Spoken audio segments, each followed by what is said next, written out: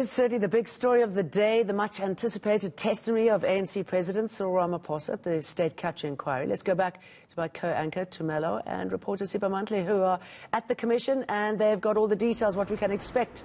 Tumelo.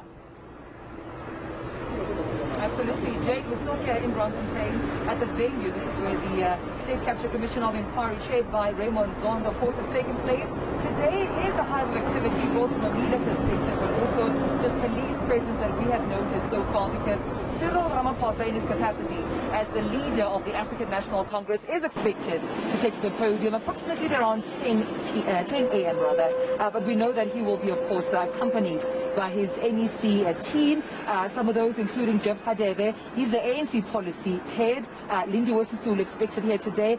Minister Ronald Lamola, as well as Joel Netitjenje and Andrew Snell. But also Pule Mabi, as a spokesperson, of course, expected just to come and address the media. But for that reason, the reason I'm mentioning some of those names, Jane, is because that the ANC has mentioned, in a few reports we've seen, that they have decided not to bring in their legal representatives today.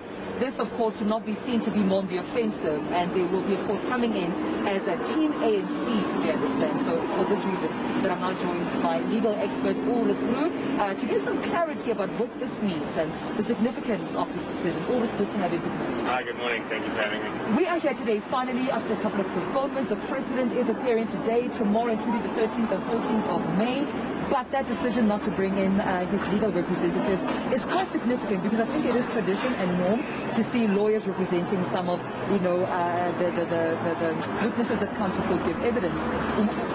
What does this mean then for the Commission and for the ANC not having legal representations? Well, I think it's a show of confidence and a show of strength from Cyril Ramaphosa. You know, he's welcomed the Zondo Commission. He's welcomed his involvement and his subpoena to come and testify. He's in fact set aside 4 days for that, which is refreshing to say the least. You know, after having seen how our previous President Jacob Zuma has avoided having to testify here at all costs. So I think it is a show of strength. I think it is a show of him to say that I have nothing to hide. I'm willing to come and testify and answer any questions that are posed to me. I take you know, this commission into my confidence, and I'm confident to share all of the information that I have since being appointed as Vice President in 2012 with this Commission, in order for the Commission to evaluate my evidence and consider any steps going forward.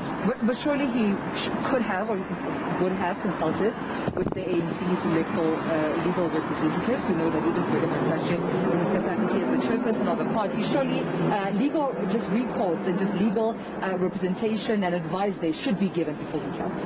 Yes, definitely. But remember that he appears here today in his personal capacity, not in any other capacity. Having said that, you know, obviously the ANC, NEC would want to align their evidence and the testimony that they give so as not to contradict each other. But I think that horse has already bolted. They have already laid testimony where numerous, you know, high-ranking ANC officials have contradicted each other. So I think he needs to, whilst he would have aligned his testimony to a certain extent, he needs to come and testify as Cyril Ramaphosa, the person, and take not only the Commission but the country into his confidence. Share the information, shed some light on what transpired, you know, over the last 9 years in our country. You know, we've heard explosive evidence of the Winter family being involved in numerous issues, such as handing bags of cash to ministers, appointing ministers, you know, sort of making the shots and making the calls where our ministers and our leaders in our country were supposed to do that. So why did that happen? And hopefully President Ramaphosa can shed some light on it, and hopefully, you know, for his own good well-being and for his own reputation, he can convince the Commission and the South African public that he was not involved in any of that, and that would be his main purpose today, and the other 3 days that he's going to testify. It seems that some of the questions that we should be expecting. What do you know? What did you see? And what was your role in it, especially as an NEC member of the ANC? We'll get into that in just a moment. I just want to link to this package, of course, produced by my colleague, eNCA senior reporter Tumelo Mothotoane, on what the President had to say.